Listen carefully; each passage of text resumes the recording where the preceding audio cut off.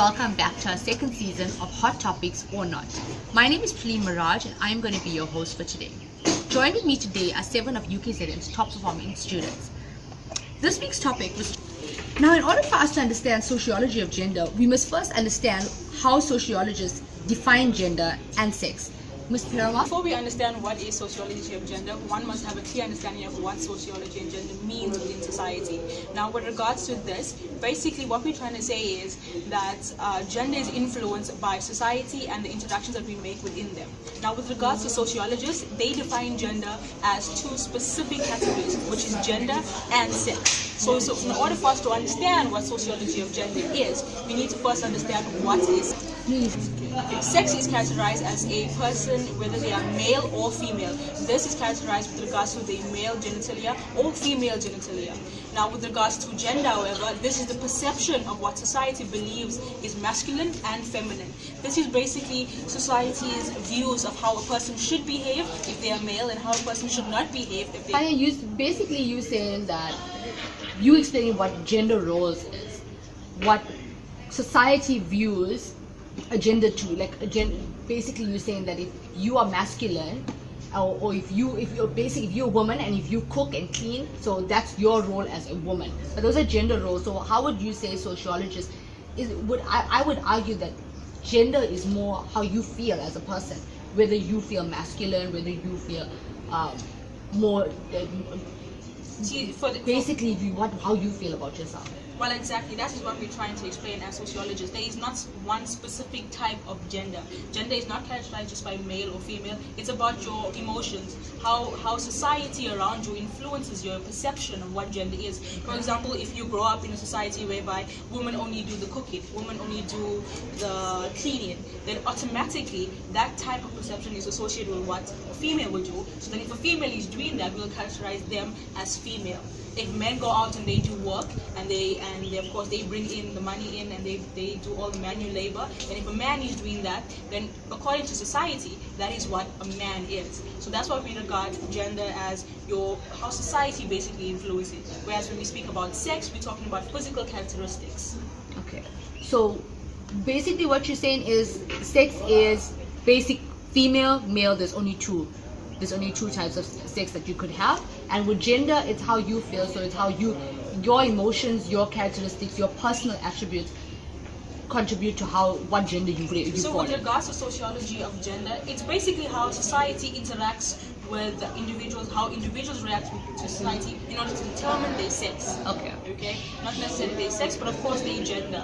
So of course, if you, and not only is it just about society, you might be in a religious group that may say, okay, these are certain roles associated with males and females, and therefore you are a male because you do this. But then you also have instances where you have 2 males who may do the same role, but they may behave differently. For example, we have a picture here depicting 2 males, but we have one with a tie and we have one using pink. Now you have different forms of gender. You have a male who, yes, will go out and work, but then you also have a male who has a more feminine side to him. Now that doesn't mean that he's a woman. It just means he associates himself with being a different type of gender. Okay, all right. So I think you've functionalist. Over to you, Kamina. Functionalism. Okay. In this view, girls and boys are taught different approaches to life. They believe that gender roles arise from the need to establish a division of labor that will help maintain a smooth running of the family, which will contribute to the stability of society. Boys have more of a instrumental approach where they have to be goal-orientated and focus on tasks. Boys are the ones who are concerned for the relationship of the family to outside the societal structures, whereas girls are taught to be expressive their emotion and look for emotion of others. This view believes that gender differentiation contributes to the stability of society. Thus, they see the need to have a division of labor in the family. Men and women must have the different views and roles within the family. They also have the specific functions. For example, women control the domestic sphere because of their expressive nature. Then the man goes and finds work to support the family. Functionalists suggest that since women give birth and nurse the child, it is natural that they will take care of the child. A woman is subjected to domestic activities such as preparing meal. Then men are the breadwinners of the family. Okay, so I see you've got your a picture of a boy showing that he's masculine and a girl showing that she's quite petite. So I think we understand clearly what functionalists define gender as. If conflict theorists.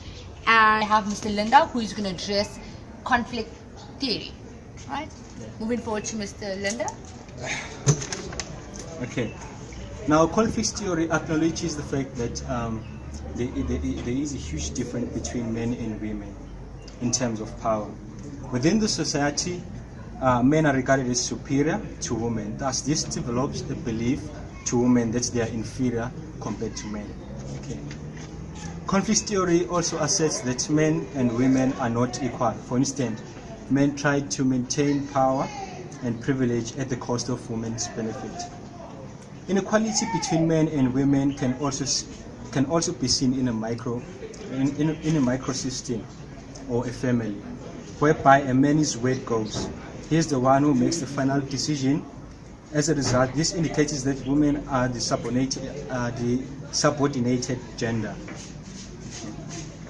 Now, during the ancient period, men had power over women, and even in our contemporary society, men persist to maintain that power. Hence, this substantiates the views of conflict theory based on the inequality of gender. In addition, there are a lot of cases reported based on corporal punishment on women. Because women are weak, they are unable to defend themselves against men. Thus, this proves a point that gender difference exists, especially when we look at the aspect of Mr. Linda, you said that women are weak. Sorry? You said that women are weak, and this is what? Is this a fact, or is this just a perception? It's just a perception. It's just a perception, yes. Okay. Because when men beat women, they are defenseless. Okay. Yes. I'm trying to highlight that point. Okay. Let's see, you have a poster here, and you've got a picture of a woman who looks quite masculine. Yeah. Can you make reference to that and just elaborate further on those pictures that you put up? I think this picture is trying to portray that women are also powerful, Okay. They're trying to So it's breaking those stereotypes that yes. were those perceptions that people once had. Yes, I think this woman believes in feminism, They believe that they are equal to men. Because in our days or in our contemporary society, women can occupy the kind of jobs that they were previously disadvantaged of. As you see this one, this portrays inequality that exists between women and men. As you see, the woman is trying to pull a rope against two men, which indicates that she's overpowered, right? Two men are pulling the rope and she is the only one who's pulling the rope. So that actually indicates that she is overpowered. So now that we had Kunene and Mr. Linda who have explained what was functionalist, the gender views according to functionalists and the gender views according to conflict theorists, we'd like to have some personal experiences from our students. And I've got here with me Sipasichne, who's going to give his personal experiences of functionalist views according to gender, right? Okay. And I'll be talking more about my experience of the functionalism theory. So before I get on with my experience, I'd like to maybe share some pointers on the poster so people know what we're talking about. In the functionalist theory, this picture can be like, can be used because here we see like a maid wearing a suit and tie, and it's like he's instructing, pointing somewhere, and on the side here we see a picture of a woman, and it looks like she's multitasking, like the housework. Yes, different duties in the housework. Okay. Yes, meaning something. So we're showing that the man is superior and the woman is. That is what inferior. It shows. Yes. Yes. Okay. And also I can go on more and more, like here. The stand here, the standing of the male is higher than the one of a female. so that can be put into place. So within my family as an individual, I've also been subject of the functionalism theory, because within my family, like we had certain roles, like there was a system in place where my mother, who was the woman of the house, was supposed, as they say, to be a housewife, while my father, on the other hand, was expected to go and work. So as we grew up, that became like part of us. Everyone in the family, including my siblings, had a specific role to play in the household. So my mother would look after my siblings because I was the eldest. So as she was looking after the siblings, my father would go out to work, and during school holidays and also on weekends, I would join him. So as I grew up, I knew that what was expected of me was to go out and study, then find work and come home and support my family. While on the other hand, my sisters were expected to grow up, learn the things that learn the ways of my mother, and get married. Like they were gonna be sold. So you'll all learn something based on your gender. You'll all learn to fill a certain role according to your gender. Yes, that's what they actually teach us. Okay. That's not what we believe, but they teach us. So that's what you're taught. In the family. Okay. Yes, that's what happens. So I do not say that I condemn it, but it's the way that we grew up. Yeah. But obviously now you'd want to break away from those stereotypes, and now you're much more educated with regards to gender roles. It's not that a woman is inferior or a man is superior. Yeah, yes, I hear your point, but I can be educated, then see things differently. But they back still, at home, they'll still go according to that cycle. It's a tradition. Okay, no, I Keeps on understand. happening every time. But that's in every culture and every tradition, right? It's in every culture, but it's wrong. It's wrong. It's yes. wrong. You know, we definitely have to break away from it, but it is something that we always subjected to at one part of our lives. Yes, but And as they say, certain things start somewhere. all So right, definitely. yes, thank okay. you. Thank you so much for your views, Super Sish there. Now moving forward, I would like Savisha address conflict theory according to her personal experience. Okay. According to conflict theory, society is a struggle for dominance among the social groups, which is male versus female. Okay, when sociologists examine gender from this perspective, we view men as a dominant group and women as a subordinate group are seen in that picture.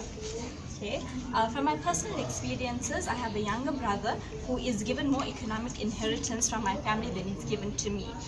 Traditionally, he is entitled to it compared to what I am entitled to, considering that he is male and I am female. Okay, so do you say despite his age, despite him being younger than you, Yes. he's still entitled to more than you just because of the Because gender he is that he male. is? Okay, Yes. so the males inherit things of value while the females inherit a little less Less than than that, Okay. yes. And here you can see that the male has more weighting in the family than the female does.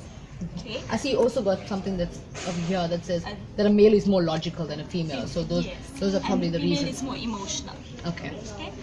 It is often difficult for women to rise above men, as men, being the dominant group members, create rules and for success and opportunities in society.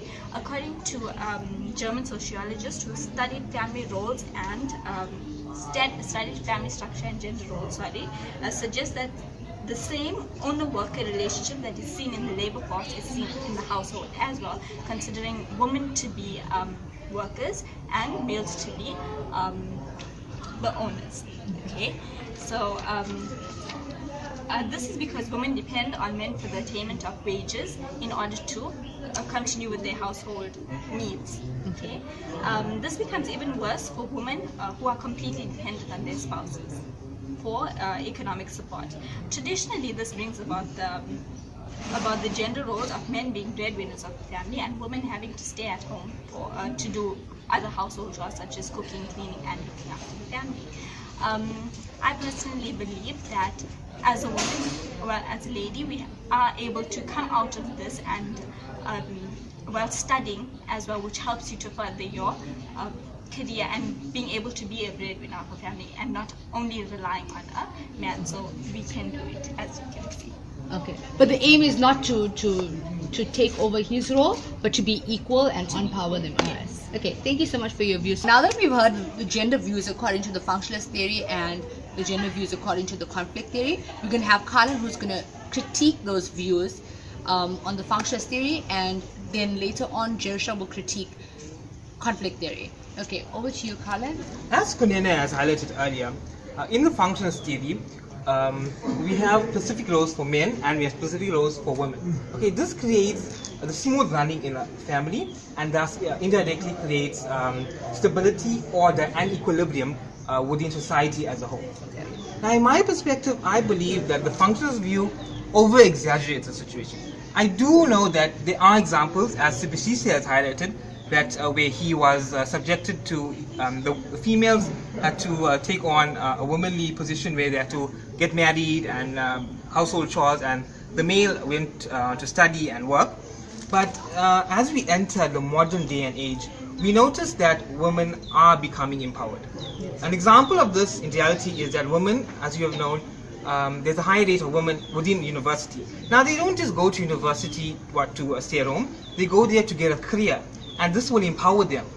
So this over-exaggerates, the functionalist theory over-exaggerates. Now, they highlight that within the family, there will be competition. Now, if the woman and the male, the woman and the man enters the working career, there will be competition. But let's face it, especially in South Africa, we need at least 2 salaries to run a household. Definitely. Okay, so competition basically rule out, you need 2 salaries to secure your children's future. Okay, so I believe that the conflict over-exaggerates, mainly because women now are becoming empowered. If you look at the parliament, how many women ministers are there? There are countless, and even the speaker of the house is a woman herself. She is 39 to becoming president. So the conflict theory does over-exaggerate, but I do know that for traditional methods are being practiced, meaning as CPC's story is that where he has to, his sisters have to get married. So they do cater, but as we progress more further into the day and age, we note that things are changing. Yeah, definitely. There are things changing, and but there's certain stereotypes that we can't break, right? Yes. We can't break that.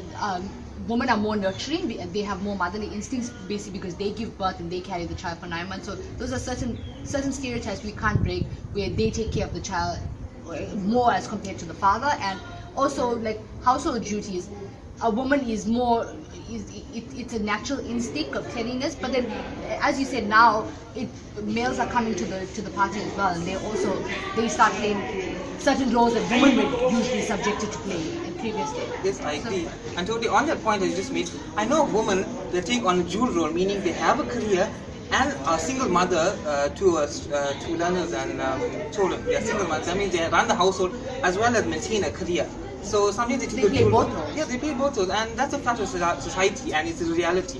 And also now speaking, especially because we have gender as our topic for today, there are cases where gay couples have adopted, and 2 males are look after bringing up a child, and there's nothing wrong cleaning with that. the house and doing so. Those we are breaking away from those. I agree with you that functionalism does exaggerate a bit, because we are breaking away from those ties, and we have seen a lot of cases which can definitely contradict what is said in those theories. Okay, Yeah, so basically, in essence, what I'm saying is, right, I understand there is examples of where men take dominant roles, but as we move forward, women are empowering themselves, and they are getting into the economic ladder, and they're dominating, and they're swapping roles basically. Okay. So yeah. Okay, thank you so much for your view on your critique on functionalist theory. Now moving forward to our last speaker, which is Jerusha, and she's going to highlight or she's going to critique the conflict.